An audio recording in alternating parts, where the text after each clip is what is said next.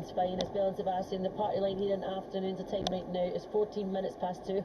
We have started something, by the way, with the toes out chat. Got a great message in. Pablo for Bonnybridge. You have to go with thick woolly socks and sandals, aka muscandals. Oh, Pablo, a wee round of applause. That was a beautiful thing. You Brangelina to the H out of that one, aka my scandals. I absolutely love it. Keep the text coming in. We're just having a wee bit of fun today because we've all got our toes out in the studio, so we just thought we'd share the toe love. Get the Britneys out, the Britney Spears, by the way. That's if your toenails are not looking the best. Ours, I have to say, and I have to confirm, everybody's toenails in the studio are looking mighty fine, let me tell you. Or are you just sitting at home going, Corey, no mention toes just one more time? It's not giving me the, oh, don't like them, that's fine. Just get in touch. Share the love, or maybe not. 8029. Excited now for our first guest here on the show. Actor and comedian Kyle Smith, by now, is a familiar face on the telly for taking part in Taskmaster, guest host in the Great British Stone Bee, and his role as husband Mike in who couldn't see his spooky housemates. I also love him in Strathlet's Flats.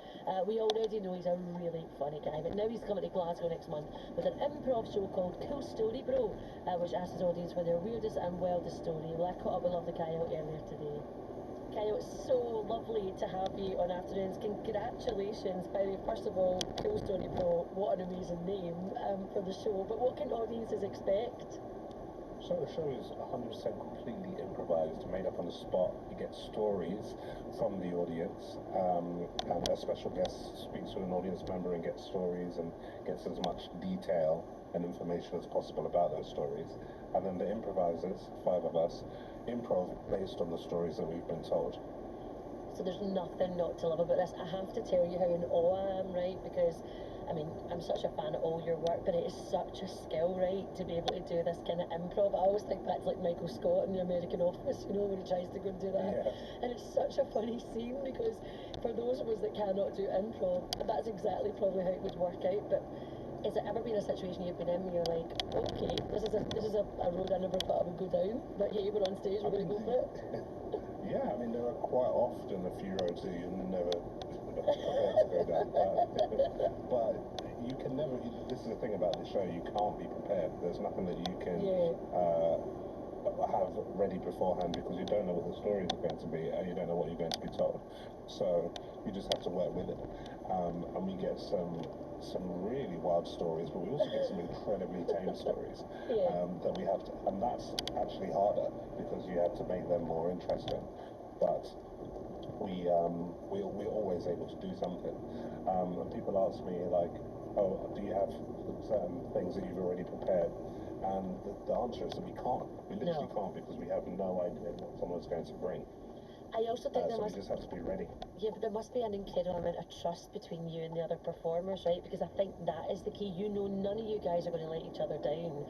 So no matter what, and you're there to have fun. And I think really from a creative point of view, how amazing to go out and no show is ever the same.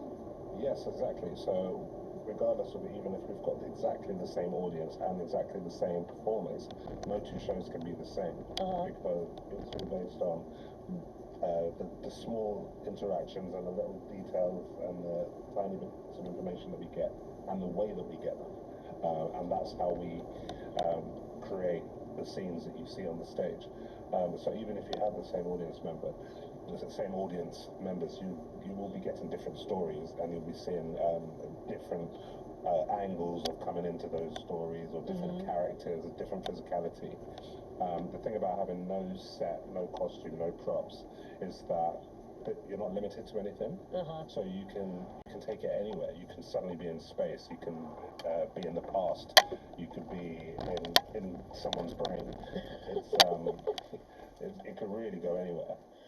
I love the fact, but to be, I think, for the audience on the edge of their seat as well, because they get it, right? So there's something about that feeling of this could go anywhere, and everyone's in on it, and everyone is there together. You know, what a great form of escapism, you know, for like a couple of hours on stage, and let's be honest, we're going to do that in the world right now, right? Just going in a rocket flying up to the moon, going somewhere else than wherever we're at the moment. That's right, yeah. I want to talk about you as a performer as well, right? Because you have been in just some of the best you know, productions, TV shows. I mean, there's too many to mention. Strathclyde's Flats, Ghosts. You know, we know you from all of these other things that you've done. But is this where your heart lies? Do you love the live performing and being, you know, face to face with an audience? Yeah, I mean, there's no better feeling than stepping onto the stage, not knowing at all what's going to happen, and also being able to go around the country and hear different stories from different people. We've done we've done a few London, we've done Edinburgh a lot. We've done 2 runs in Edinburgh, but a lot of those, a lot of the audience is made up of performers themselves. Because the show's quite late night, so it's a lot of people who are around the fringe quite late, and it's mostly performers, so people that want to share these stories. And in London, people are sort of used to that, but in different cities that we haven't really experienced before, I think it'll be really interesting to hear what people share, and I think it'll be quite different in each place. And I think we'll notice that these audiences are a bit more this, and that audience is a bit more like that, and I'm really looking forward to that. But yeah, that is really where my heart lies. Just stepping onto the stage and finding out what's happening as we do it. It's just that instant reaction, isn't it? I suppose that's the thing. It's such a different discipline, I would imagine, than, you know, when you're working for months and months on a project and then maybe comes out a year later and you've maybe moved on to something else. At that point, you're having to do all the promo and stuff. This is immediate. It's instant. And to know that you and your fellow performers, who I want to ask about, by the way, I don't know if you can tell us any names, but you're given that instant joy and that instant laughter, and that must feel really incredible. Are you allowed to tell us who's going to be joining you, or is that a big secret?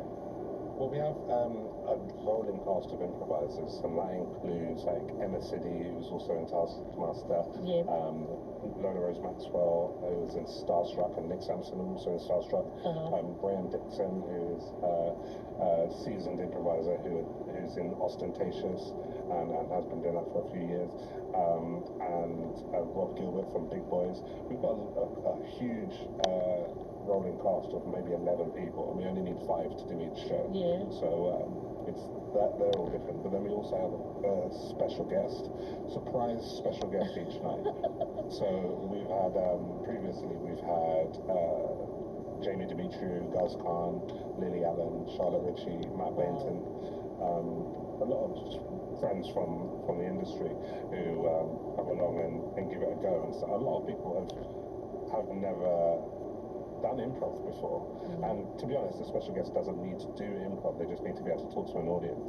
But trying to book those special guests, we get a lot of, oh no, I couldn't do improv, and then I have to explain that it's actually us that's doing the improv, and they just have to talk to the audience. But it's so much fun, and going on tour means that we're able to get people from these local cities. So yeah, Glasgow is a particularly special guest that I'm really looking forward to. Oh, I love that carrot you're dangling for us there. You're like, you're just going to have to come and see for yourself, which, by the way, loads of people will be doing. You've got this amazing tour, you know, happening just now, which we've been talking about. You've also got so much else in the pipeline. I've been reading that you're working on a new sketch show with David Mitchell and Robert Webb. You've got both of those guys on the show. They're so lovely and completely iconic from Peep Show, right? Who doesn't love Peep Show? But that must be really lovely as well, getting to work and collaborate, you know, with such, you know, fantastic performers like yourself. Yeah, I mean, it's really fun. We got to, we were in the writer's room as well, so we came up with some of the sketches, and then we spent 5 weeks filming, so that just finished last Friday. We did a 5-week shoot where we got to play so many characters and loads of sketches, and I mean, some insane costumes, but really fun stuff. Too many wigs. I love a wig, I'm not going to lie, I do enjoy a wig. But that's really fun time, But that's really exciting to look out for that as well. Kyle, I just can't thank you enough for your time today. We are so excited that Cool Story Bro is going to be coming to Glasgow on the 7th of May at the beautiful Glee Club, and I hope you have the best time in the show. Thank you so much. He was so lovely. Kyle Smith Bino there. You can catch Kyle and friends with Cool Story Bro at the Glee Club on the 7th of May, and then your lucky things will be back at the Edinburgh Fringe in August. Back to the music here on Afternoons. This is Rag and Bone Man. I'm going to be backstage with Rag and Bone Man because I'm going to be singing with Robbie Williams at Murrayfield. I don't know if I've mentioned that, but the three's over there having a rare turn the 31st of May. Here he is with Human on Afternoons. Maybe I'm foolish, maybe I'm blind, thinking I can see through this and see what's behind. Got got no way to prove it, so maybe I'm lying. But I'm only human after all.